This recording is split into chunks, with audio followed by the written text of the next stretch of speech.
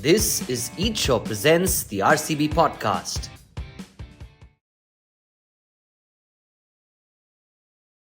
I got my opportunity in the last game of a NatWest series against England in what they still call the House of Cricket, the home of cricket in Lords. So it was a beautiful ground. I'd never been to it before. When I was about 12, 13 years old, I'd gone on a trip to England, and one of the in the itinerary rather was a trip to Lords. So that was the one time I'd gone there before, and I remember Angus Fraser and Justin Langer were playing for Middlesex, and so we were in the stand. They always take tourists. You can go; they'll show you from the side of the grounds in the stand. So I just went. We were a group of 20 people, so we went. We stood, and we watched the match for about 10-15 minutes. And Angus Fraser will be bowling, Justin Langer will be at slip. There'll be Middlesex versus some other game. So.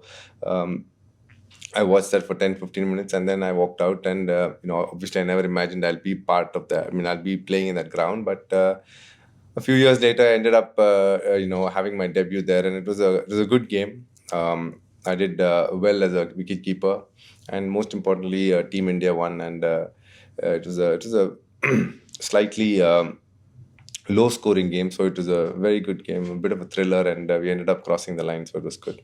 I'm sure you've discussed this a million times before, but there's no way in hell we can't talk about that Nidahas Trophy Final. It is somebody was telling me, it is the most watched YouTube sports video ever in the history of sport, in the history of YouTube, whatever that is, highest I believe.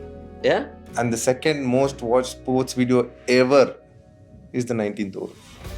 It's amazing how it works.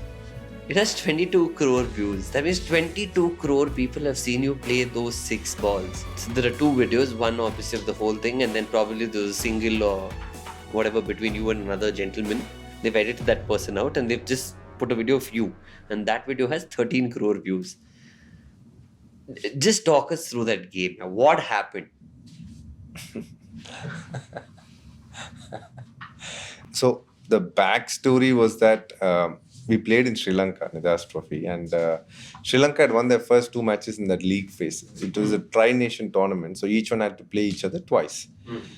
In the first 2 games, they had won, and so they had put one foot in the final.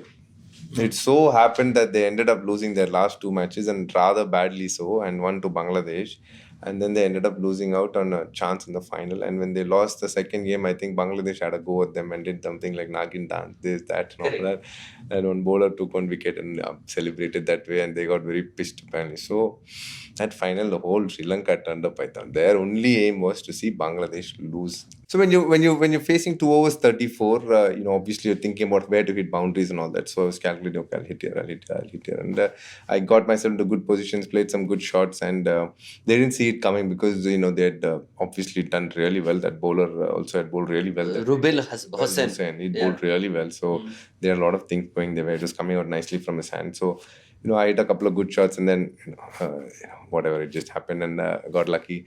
And then again, the last over, we needed 1 over 12, and this guy was just delivering Yorker after Yorker after Yorker perfectly. So we couldn't get under it. 1 edge 4 game, luckily from somewhere, and everything came 1 ball 5 runs, I think it was. And then this guy was the top of his mark, and I'm thinking, okay, wherever he bowls, I'll hit it.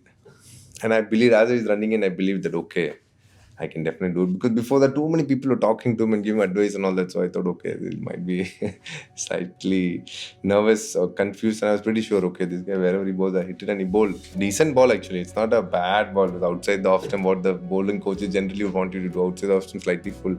But I connected it well. And big grounds. And Sri Lanka generally very big grounds compared to India. So I still ended up hitting it correctly. It went over the boundary for a 6, and we won that tournament.